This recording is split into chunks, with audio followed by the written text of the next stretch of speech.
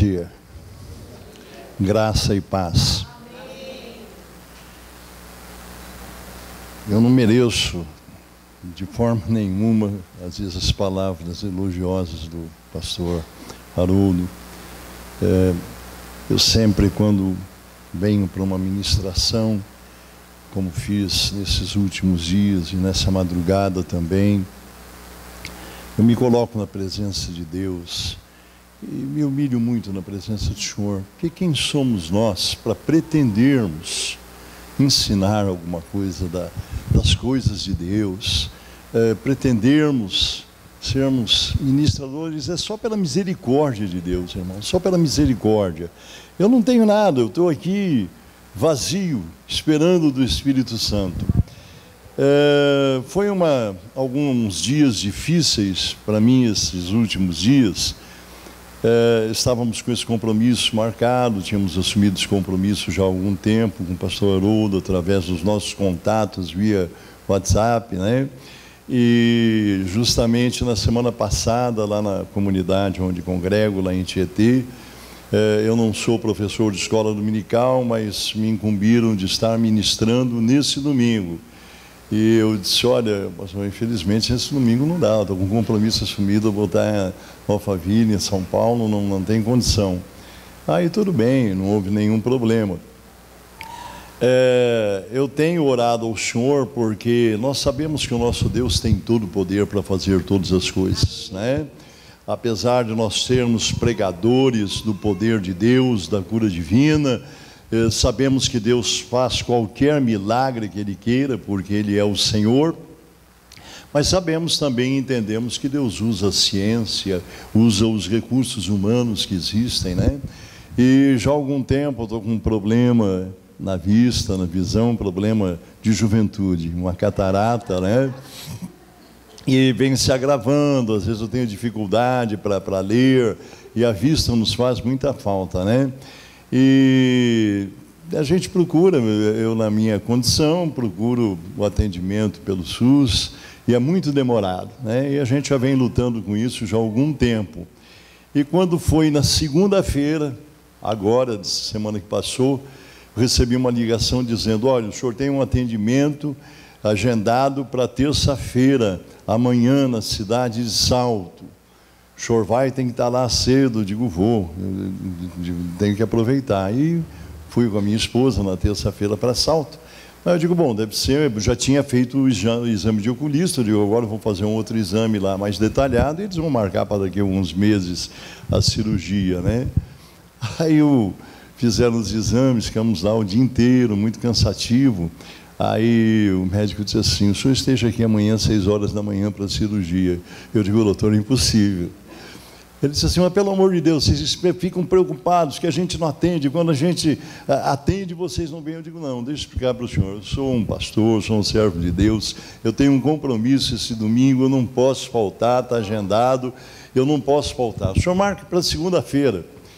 E ele marcou, então, para amanhã cedinho.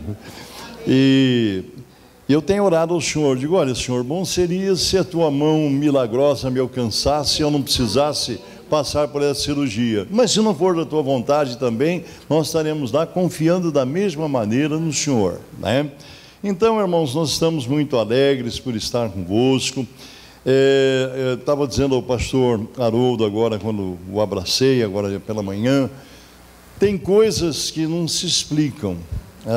As coisas de Deus, as coisas espirituais que são mistério para o nosso entendimento. Foge a nossa capacidade de entender as coisas de Deus. Eu levei muito tempo com a minha amiga Cris para vir até aqui, vir conhecer esse rebanho do Senhor. Mas houve um momento certo e a preparação de Deus para todas as coisas, que foi naquele domingo que nós tivemos aqui.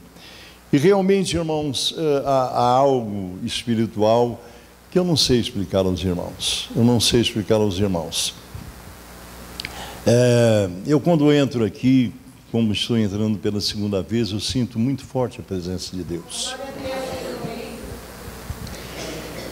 Eu sinto uma emoção espiritual tomar conta da minha alma. que eu não sei explicar, mas eu sinto a presença de Deus de maneira muito forte, muito presente, muito real. Isso para mim é um indicativo de que Deus está presente aqui. Então eu fico muito feliz de poder estar com os irmãos. Estamos trabalhando juntos, não tem uma oração que eu dobre os meus joelhos na minha casa com a minha esposa, que essa comunidade não seja apresentada logo no início da nossa oração. Pastor Haroldo, pastora Fúvia, todo o ministério, o grupo de louvor, as crianças, nós apresentamos todas as vossas atividades, nos sentimos assim irmanados e participantes. Leio diariamente as publicações do pastor Haroldo, da pastora Fúvia, sempre tem mensagens, tem frases bonitas, e eu vejo que nós falamos a mesma língua. Nós lutamos pela mesma causa, nós falamos no mesmo Deus, né? Então, eu quero também, mais uma vez, agradecer a minha enteada, que considero como filha, Janice, com o seu esposo, Cláudio, que mais uma vez, gentilmente, vieram nos trazer. Espero que na próxima vez, já com a vista em ordem, a gente possa vir, mas temos prazer que eles estejam aqui conosco, né? E, na vez passada, certamente para quem esteve aqui, sabe que nós contamos um pouquinho da nossa história, um pouquinho do nosso testemunho, e hoje nós viemos para trazer algo da parte da palavra do Senhor. Eu sei que cada pessoa que está aqui nessa manhã, cada um de nós tem uma história de vida. Deus conhece a tua história. Deus conhece de que maneira você entrou aqui nessa manhã. Eu não conheço a maioria de vocês, né? E mesmo o pastor Haroldo, pastora Fúvia, a gente não se conhece tão rapidamente, nós tivemos algumas horas juntos. Pastor Haroldo que eu conheço mais, que é pelo menos uma vez por semana a gente se fala. Às vezes eu acho que está com o celular e fazendo compra no mercado. Não, pastor Paulo, estou fazendo compra aqui no mercado, estou indo para casa, tal. E vai conversando, daqui a pouco ele diz, acabei de chegar em casa, pastor. É assim que a gente conversa um pouquinho, falando das coisas de Deus, mas é muito gostoso. Eu fico muito contente quando ele, na correria dele, ele arruma um tempinho, porque eu disse para ele, eu digo, para mim é um pouquinho mais fácil, né?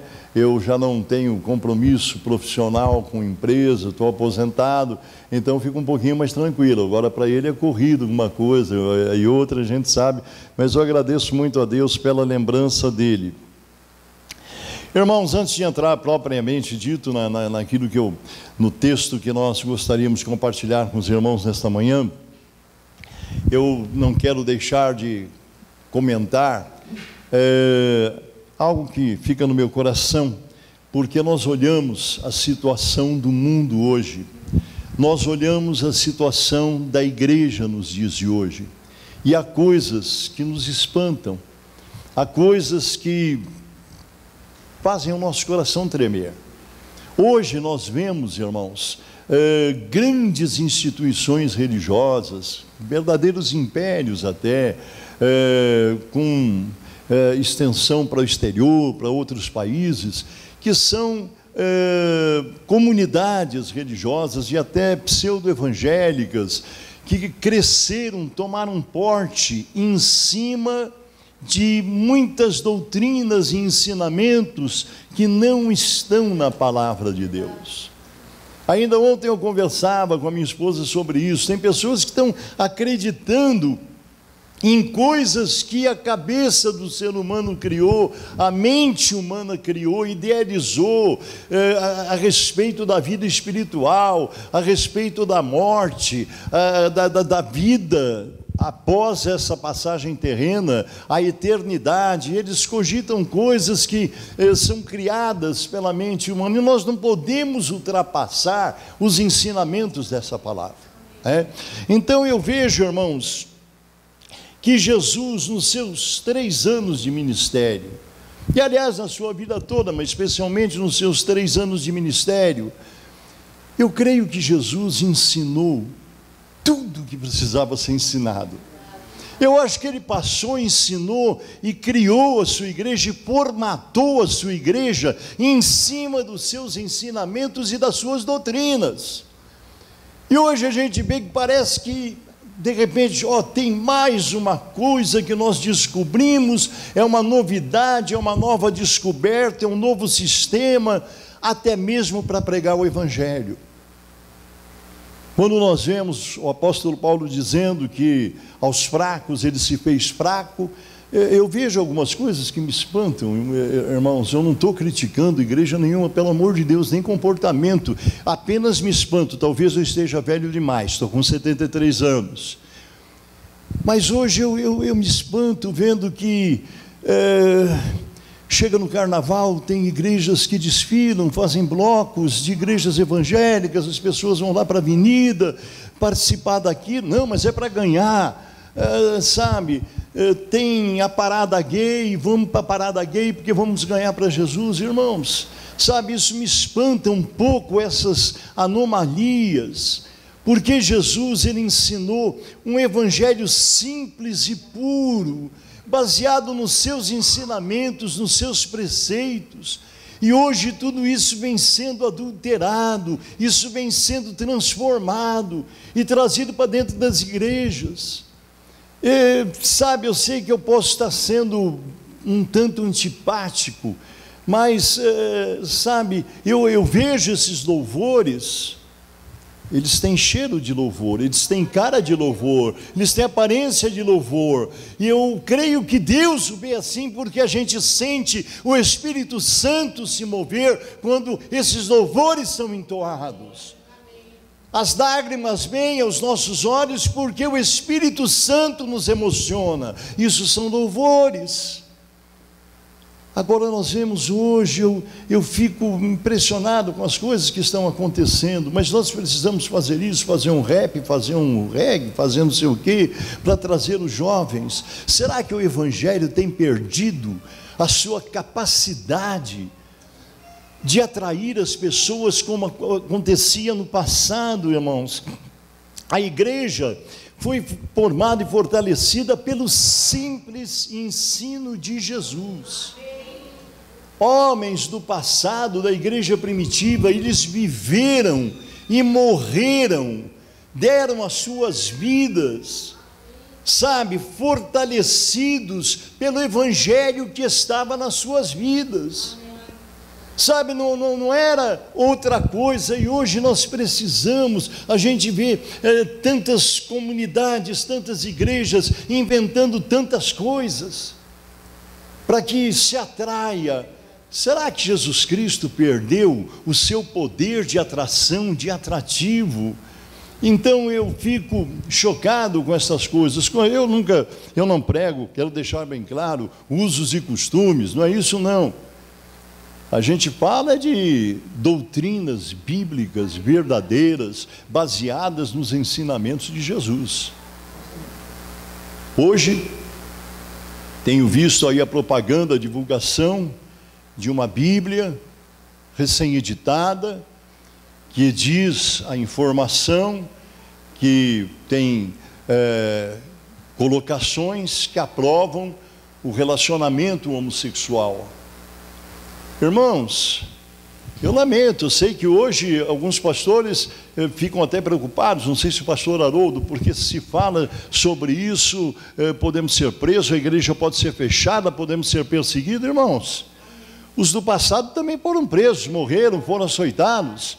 Nós não podemos negar essa verdade.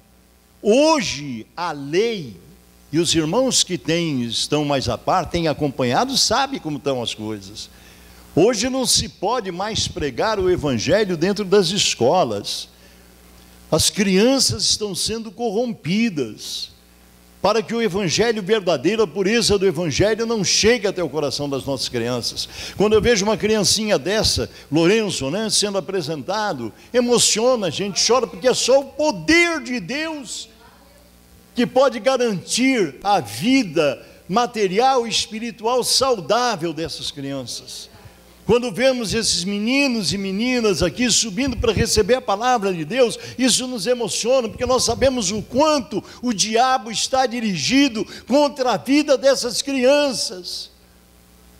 Ontem fiquei assombrado de ver uma notícia, não sei se foi na televisão, se põe no jornal, não me lembro, de um porteiro que tomava conta de um condomínio. A senhora viu, pastora Fúbia?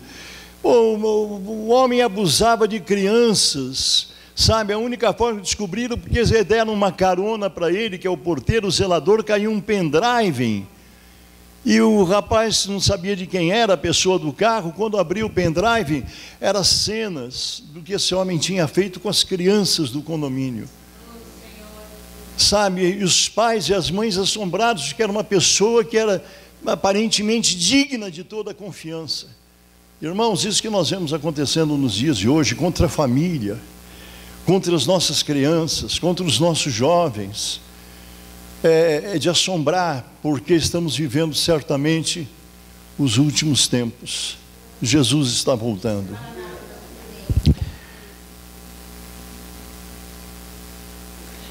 Uma coisa você pode ter certeza: você quer saber quem está mais certo nas atitudes e nos comportamentos? Olha para a igreja do passado e olha para a igreja do presente hoje. Olha como Deus agia no passado e hoje perguntamos por que Deus não age da mesma forma. Porque Deus não compactua, Deus não patrocina o pecado. O caráter de Deus é um caráter santo.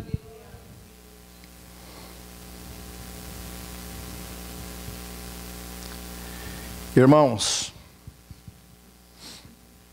Gálatas capítulo 1, versículo 8, não é o texto que eu vou pregar não, só quero citar esse versículo, não precisa nem abrir, onde Paulo diz que, ainda que nós mesmos, ou um anjo do céu vos pregasse outro evangelho, além do que já vos pregamos, seja anátema. Irmãos, tem conversa. O evangelho é o evangelho que Jesus ensinou. Não adianta querer mudar. E o caráter de Deus é santo. Aleluia. Tem um hino muito antigo que diz que no céu não entra pecado. E no céu não entra pecado, lá é um lugar de santidade. E lá é um lugar que tem que ser desejado e buscado por pessoas que amem a santidade, que queiram compartilhar dessa santidade.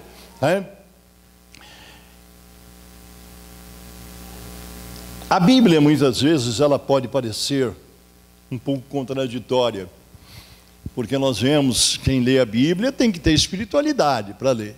Se você lê uma coisa de um jeito, daqui a pouco você lê outra, você diz, mas como é que pode ser isso? Se você for ler e querer analisar intelectualmente, você vai, provavelmente, se não tiver o Espírito de Deus, você vai ficar profundamente confuso. Mas eu sei que hoje, na maioria, estamos falando para pessoas que têm entendimento espiritual. Jesus disse assim: a minha paz eu vos dou. Eu não dou como o mundo a dá, mas Ele nos dá paz. No outro texto, Jesus já diz diferente. Abra lá o texto que nós vamos meditar um pouquinho, no Evangelho de João, capítulo 4, versículo 27. Aliás, desculpe, irmãos, esse é o versículo que eu citei. Evangelho de Marcos 10, 34 a 39. Evangelho de Marcos, capítulo 10, versículo 34 e 39. Aí Jesus diz o seguinte, em Marcos, capítulo 10, versículo 34 a 39, texto bem conhecido por todos os irmãos. Ele diz assim, Jesus: não penseis que vim trazer paz à terra. Não é? Desculpe. Marcos, então, vamos descobrir aqui. Mateus, desculpe, irmãos. Mateus capítulo 10, versículo 34 a 39. Quando Jesus diz assim, Mateus, me desculpem, capítulo 10, versículo 34 a 39. Não penseis que vim trazer paz à terra. Eu não vim trazer paz, mas a espada. Efésios 6,17 diz que a palavra de Deus é a espada do Espírito. Porque quando Jesus está falando isso aqui, não está falando de guerra, né? Ele condenou a Pedro quando sacou de uma espada para cortar a orelha lá do servo do sacerdote. Então Jesus aqui, ele não está falando de uma guerra material, de uma afronta física, mas ele está falando de uma guerra espiritual. Pois vim causar divisão entre o homem e seu pai, entre a filha e sua mãe, entre a nora e sua sogra. Assim os inimigos do homem serão os da sua própria casa. Quem ama seu pai ou a sua mãe mais do que a mim, não é digno de mim. Quem ama seu filho ou sua filha mais do que a mim, não é digno de mim. E quem não toma a sua cruz e vem após mim, não é digno de mim. Quem acha a sua vida, perdê-la-á. Quem todavia perde a sua vida por minha causa, achá-la-á. Eu não sei se todos conseguem. Eu sei que uma boa parte discerne isso perfeitamente, entende perfeitamente o que Jesus estava dizendo. Interessante que quando o Senhor me dava esse texto, e eu estava meditando sobre esse texto, e o Senhor me tocou para relembrar um fato que aconteceu na minha família, que pode identificar, exemplificar bem para você o que Jesus está dizendo. Quando eu era criança, menino, né, eu me lembro dos meus tios, das minhas tias, dos meus primos e primas, aquela coisa bem de família, nos aniversários, casamentos. E um casal que sempre chamava a atenção, porque naquela época, naturalmente, quando eu era menino, todo mundo era mais, né, a coisa era mais sóbria, mais séria, né? Os mais antigos sabem como é que era, né? E tinha um casal de tios nossos, era o tio Antônio e a tia Dulce, né? Naquela época eu nunca pensei que eu ia me casar com uma Dulce. E a tia Dulce era eu me lembro dela, uma jovem senhora, muito bonita, e o tio Antônio era muito jovem também, e eles eram um casal tão mundano, sabe? Eles eram assim na família que destoava, porque tudo quanto era baile eles iam, se tinha uma festa na família, eles eram o primeiro a dançar, e ele fazia aquelas evoluções, e eles, sabe, dançavam tango, aquela coisa toda, e eles eram muito exuberantes nessas demonstrações todas, né? E eles viviam em encontros sociais, baile, coisas, estavam sempre participando, e a família olhava assim com um pouco, né, de reserva aquele comportamento. Seria dizer hoje, quer dizer, não tem nem comparação, mas dizer hoje, quer dizer, eram um pouquinho mundanos, né, para aquela época nas coisas que eles faziam. Isso passou muitos anos, mas eles eram boas pessoas, não tinham nada, tinham esse comportamento que destoava um pouquinho dos demais, que eles eram muito de festa, de baile, carnaval, eles se fantasiavam, iam para clube, iam dançar, aquela coisa toda. Um dia eles moravam na Zona Leste, aqui em São Paulo, eles moravam ali, e tinha um terreno do lado da casa desse meu tio, da tia Dulce, que estava vago, estava à venda esse terreno. E esse terreno acabou sendo vendido. Ele morava ali há muito tempo, meu tio, né? Acabou sendo vendido para o quê? Para uma igreja evangélica. O meu tio ficou olhando, começou aquela construção e tal. Quando o meu tio viu que tomou o formato de uma igreja, que ia ser uma igreja, ele pôs a mão na cabeça, porque ele detestava crente, aquele negócio todo.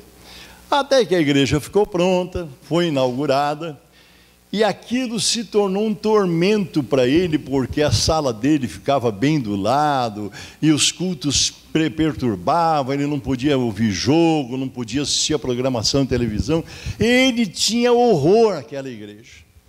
E a tia Dulce estava ali acompanhando ele, e um dia eu acho que ela pensou, segundo ela falou, já são falecidos os dois, evidentemente, mas ela disse assim: eu vou, em vez de ficar aqui emburrada, chateada com esse negócio aí, com esse barulho, eu vou lá assistir, pelo menos eu assisto alguma coisa.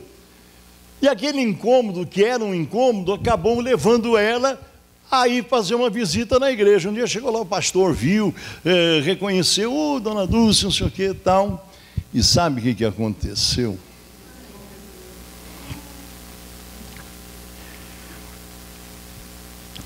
ela se converteu. Saiu de lá convertida e transformada pelo poder de Deus. Esse Jesus é incrível. Eu conheço gente que foi para o Rio de Janeiro para passar o carnaval lá e voltou convertida. Né, irmã? Esse Jesus é incrível. Esse Jesus não tem problema de entrar dentro de baile de carnaval, no meio de drogado, de prostíbulo. Ele vai aonde ele quiser e ele busca. E a tia Dulce voltou de lá convertida. E de repente, com o passar de algumas horas, alguns dias, o tio começou a perceber que alguma coisa estava acontecendo. Hoje nós vamos no baile lá, não sei o que e tal. Não vou não, Antônio. O nome dele era Antônio. E ela começou a recusar os passeios, os convites, os programas que ele tinha, que comumente ela ia. Ele, poxa, mas como é que eu vou fazer? Você é minha parceira de dança, de baile, não sei o que e tal. E começou ali a discussão. Até que um dia, para assombro e espanto geral dele, porque até então ele não sabia que ela tinha ido na igreja, ele um dia surpreende ela, chega em casa fora de hora, encontra ela sentada na sala lendo a Bíblia. Aí ele botou ela sentada, o que está acontecendo, o que está havendo, você, que negócio de Bíblia é esse, o que está acontecendo com você?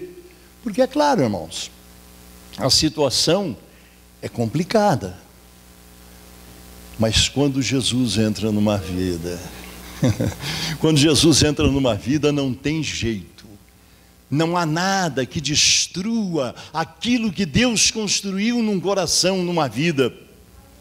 Sabe o que aconteceu? Ele acabou vendendo a casa para mudar dali, mas ela continuou crente, se batizou. E um dia eu me lembro, foi a última conversa que eu tive com ele muito doente, quase à morte.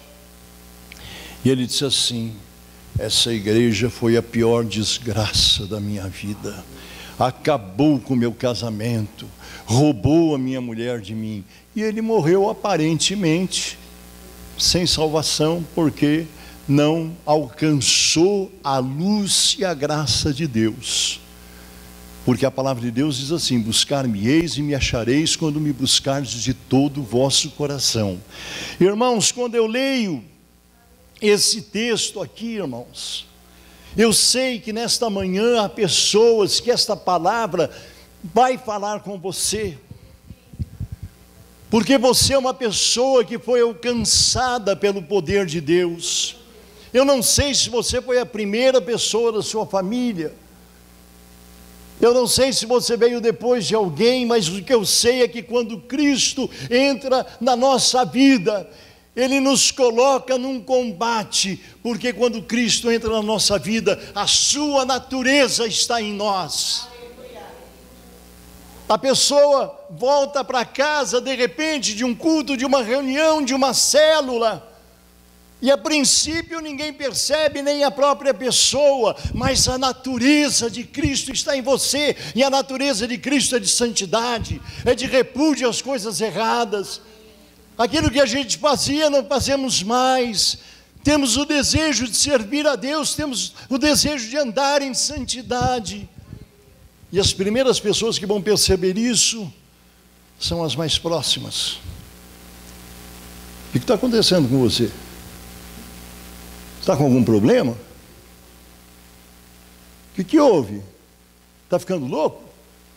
Você não vai mais fazer isso, não vai mais participar daquilo, não vai aqui, não vai ali, não vai beber, não vai fumar. A pessoa não entende, ela se choca.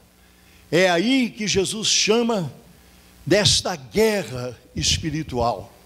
E nesta manhã eu tenho certeza que aqui tem pessoas que estão nessa guerra, dentro da sua casa, junto da sua família.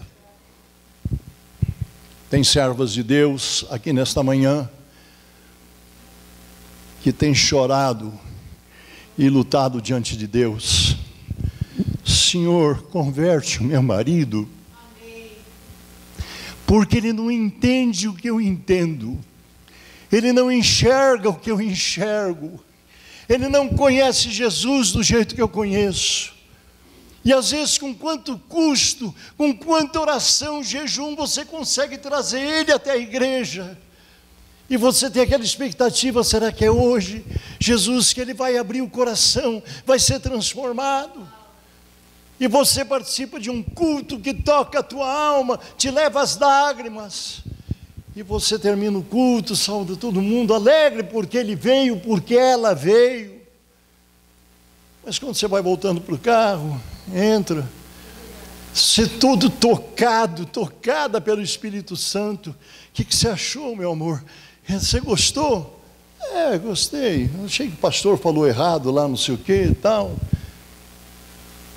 Sai criticando, sai falando mal. Esse pastor só quer dinheiro, isso é um comércio.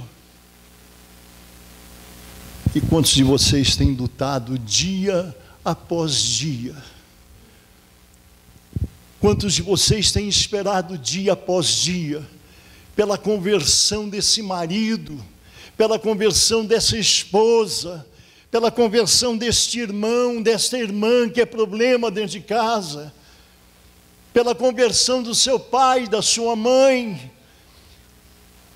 Quantos de vocês estão orando pelo seu lar, pela sua família, que está ameaçando a cair por terra? E Jesus fala que é uma luta, que você tem que usar da espada do Espírito. A espada do Espírito é isso aqui, irmãos, é isso aqui. A espada do Espírito não é outra. A espada do Espírito é essa aqui. Aqui você tem tudo que te ensina para você vencer essa batalha. E eu sei que muitas vezes você tem entrado aqui, tem chegado até aqui quase que se arrastando. Talvez quantas vezes você chegou, pastor Haroldo, pastora Fúvia, não estou resistindo mais, eu acho que eu vou embora, estou desistindo de tudo. Mas Jesus disse que ele não veio trazer a paz nossa com o pecado, com o mundo das trevas. Ele não veio trazer paz, ele veio trazer uma guerra. E se você foi levantado e você está se sentindo sozinho ou sozinha dentro da sua casa, da sua família, saiba que Deus te levantou como cabeça, Deus te levantou como liderança na tua casa e na tua família. Pastor, estou carregando nos meus ombros. Vai carregar nos teus ombros. Deus está abençoando o teu lar e a tua família pelas tuas orações, pela tua fé, porque Ele te chamou, escolheu você. E você está na frente desse combate. Teu marido não te entende, tua esposa não te entende, tua filha não entende, tua irmã não entende, tua cunhada não entende, tua nora não entende, mas Jesus entende, Ele está com você. A palavra que eu trago para você nessa manhã foi o que Jesus mandou entregar para você, foi essa: Ele conhece a tua luta. Você foi chamado para marchar na frente, para se colocar na frente, em guarda contra os ataques do diabo. O diabo pensou que ia destruir sua família, esse casamento, o seu lar, ia levar o seu marido embora. Irmã, não desista. Eu conheço um testemunho de uma irmã, ela se converteu, isso é verdadeiro esse testemunho, ela contou, muitos anos atrás. O marido era um perdido, ela sabia que o marido saía para a farra de noite, ia adulterar, ia para os motéis da vida, ia sair com outras mulheres, e ela, crente, Jesus a tinha chamado, e a batalha dela era de joelho no chão, e ela orava em muitas madrugadas. Ela dizia: Senhor, eu sei que meu marido está talvez no leito de um motel agora com uma mulher, mas eu oro pela salvação da alma dele, porque aquele que não entende, ele não percebe o perigo que ele está passando. Você enxerga porque você sabe que quem morrer sem Jesus, sem a salvação que Ele nos concede, está condenado. E ela orava por esse marido. E um dia, essa mulher estava de joelhos dobrados, orando, clamando, chorando ao Senhor pelo seu marido. E ele chegou. E ela não percebeu. Ele entrou meio devagarzinho, alcoolizado, vindo do leito da prostituição. E quando ele chegou na porta do quarto, ouviu aquela voz, ele disse: o que está acontecendo? E ele nunca tinha ouvido ela orar. E ele ficou por alguns minutos, ouvindo o clamor daquela mulher, da sua esposa por ele. Enquanto ele ouvia, Jesus converteu o coração dele. Enquanto você chora e ora, Deus está trabalhando por você, pela sua causa, pela sua necessidade. Eu tenho certeza que esse casal de pastores e outros pastores e pastoras que aqui congregam, oram por vocês todos os dias, sustentam as tuas forças espirituais com oração, com jejum. Estarei participando com vocês desses 10 dias de jejum e oração, pelas mesmas causas que os irmãos apresentaram aqui.